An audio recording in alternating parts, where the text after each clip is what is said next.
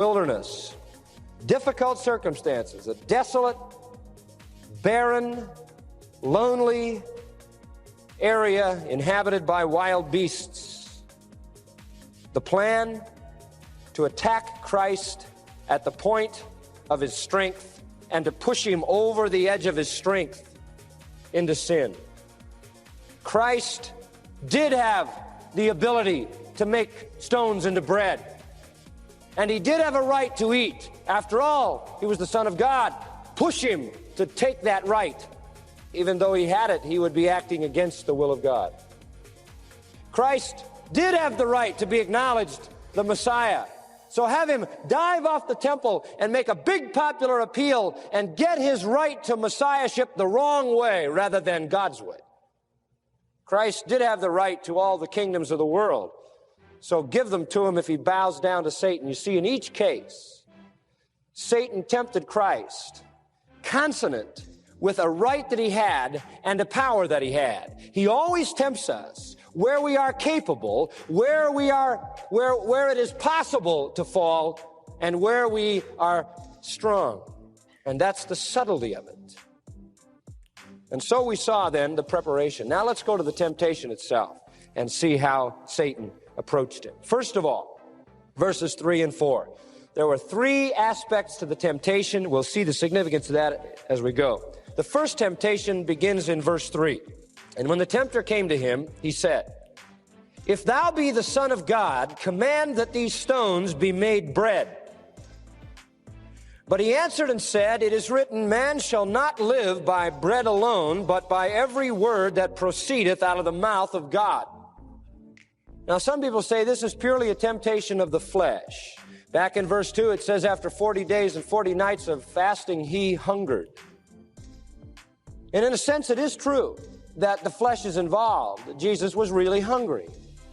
After 40 days and 40 nights, his body craved food. But beyond that, there is far more to this temptation than purely feeding his body. It's never that simple.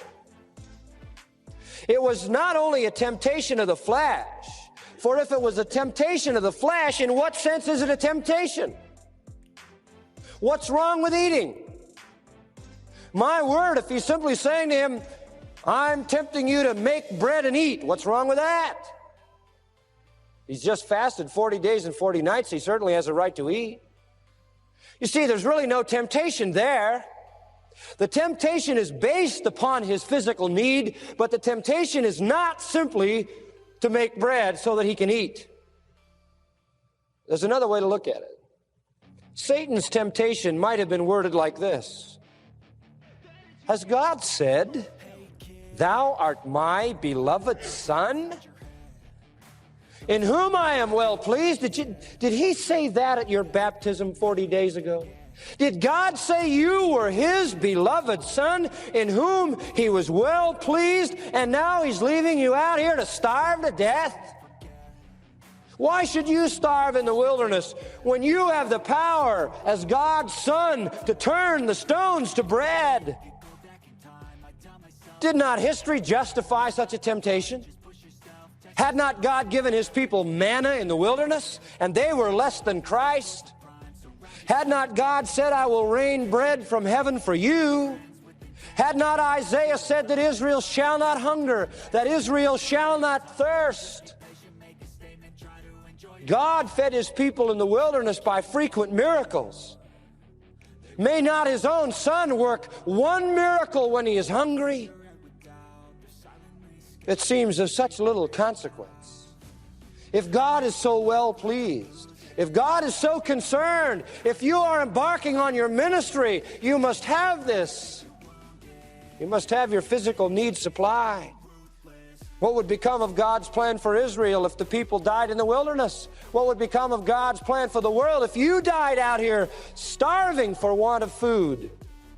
Now listen, I'm saying all of that to say this. The point of the temptation was not in feeding his hunger, but in the suggestion that his hunger was incompatible with his being the Son of God. In other words, Satan was saying, you better second guess God. God's not fulfilling his part of the deal. It was an urging on Satan's part for Jesus to sweep aside every human want by a divine act. And it was a temptation to really exercise personal, selfish authority to do what would satisfy his own wants because he believed God had let him down. Why are you hungry? You're the Son of God. If you're the Son of God, you shouldn't be hungry. Make these stones into bread. Take a little right to yourself. Grab a little of the authority that's yours. You're too dignified for this thing. If God isn't going to meet your need, you take it yourself.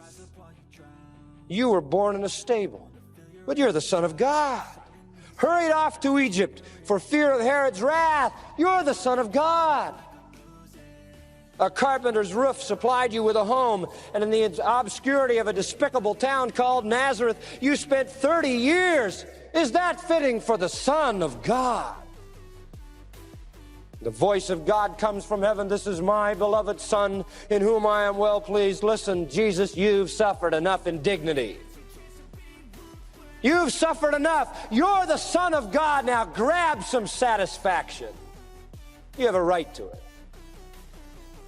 You linger for weeks here in the desert, wandering among wild beasts and craggy rocks, unhonored, unattended, unpitied, ready to starve. Is this befitting the Son of God? If you are the Son of God, then take your prerogatives.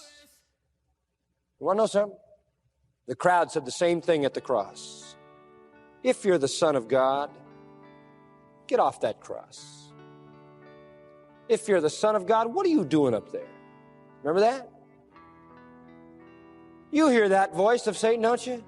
You're a Christian. You deserve better than this. Get it your way.